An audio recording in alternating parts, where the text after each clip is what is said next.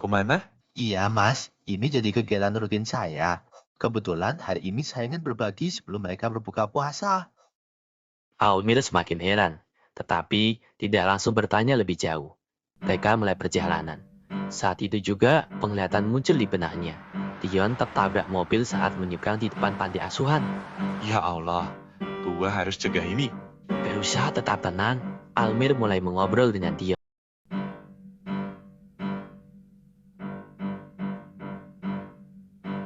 Almir duduk lemas di meja makan, menatap piring sahurnya yang tinggal nasi dan tahu. Fajar datang sambil membawa teh panas. Loh, kenapa ngelamun? Gua mimpin Akbar, Bang.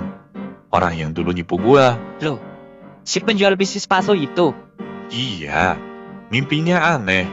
Dia kayak minta tolong. Tapi gua malah kesal, Bang. Mungkin lo disuruh belajar memaafkan. Ini kan Ramadan, Mir.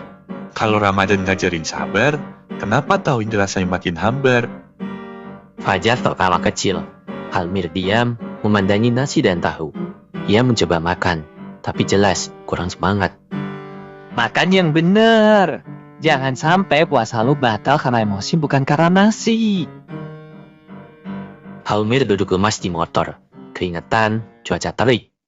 Ia lagi nyender di motornya, sambil memikirkan mimpinya tadi. Akbar, gua kira udah gak bakal ketemu dia lagi. Kenapa dia muncul di mimpi ya? Tiba-tiba, HP-nya berbunyi. Order masuk. Almir melihat layar. Akbar, jemput dari halte pasar lama. Almir pun terdiam. Perlahan, matanya membelalak. Gak mungkin. Nama, lokasi, persis kayak di mimpi gua. Tangannya ragu memencet tombol terima. Tapi akhirnya, ia tekan juga. Wajahnya berubah menjadi serius. Ini pasti bukan kebetulan. Akbar berdiri di bawah terik matahari. Ransarnya lusuh dan baju tampak lecek. Ia gelisah, menatap kanan kiri, keringat membasahi leher. Dari kejauhan, Almir mendekat dengan motor, lalu berhenti beberapa meter di depannya. Almir menatap sosok itu, wajah yang sudah lama dia kubur dalam-dalam, matanya menyipit, nafasnya berat. Visi masa depan itu muncul. Suara bising di dalam gang sempit dan kotor. Akbar terhimpit di pojok tembok. Dua pria mengeroyoknya. Satu menarik tasnya, satu lagi memukul perutnya. Akbar berlutut, berdarah, wajahnya penuh luka dan debu. Matanya memohon, tangannya gemetar, mencoba meraih ponsel dari saku jaket.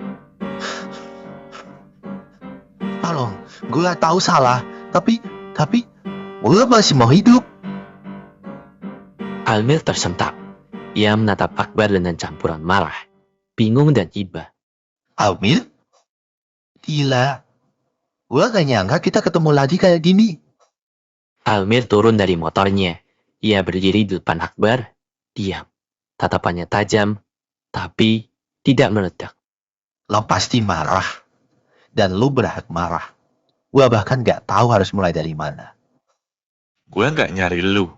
Tapi, kalau lu muncul lagi di hidup gua pas bulan puasa, berarti Tuhan lagi nguji kesabaran gua. Akbar mengangguk pelan.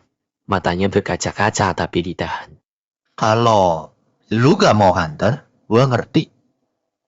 Gue bisa cari ojek lain. Gua udah terima orderan dia. Baik, Akbar diam sejenak, lalu menaiki motor perlahan. Suasana tegang, tak ada yang berbicara.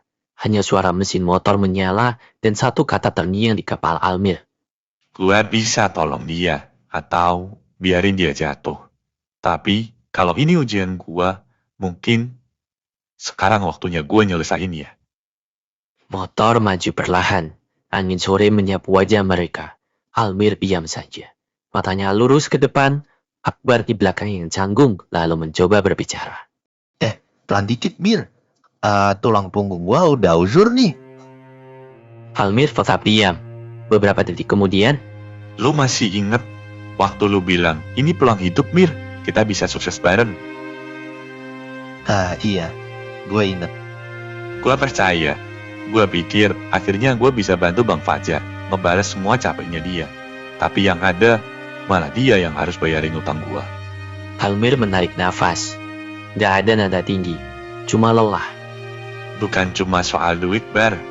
Lu bikin gua ragu sama orang. Lu bikin gua ngerasa mungkin gua nggak pantas punya mimpi.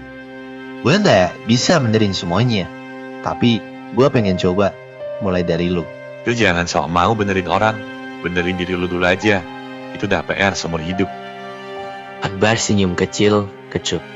Halmir tetap fokus ke jalan, tapi nada suaranya sedikit lebih tenang. Gue gak janji bisa maafin sekarang. Tapi lo masih bisa hidup, Bar. Lo masih bisa buktiin. Halmir berhenti mendadak di pinggir warung kecil yang mulai ramai orang beli takjil.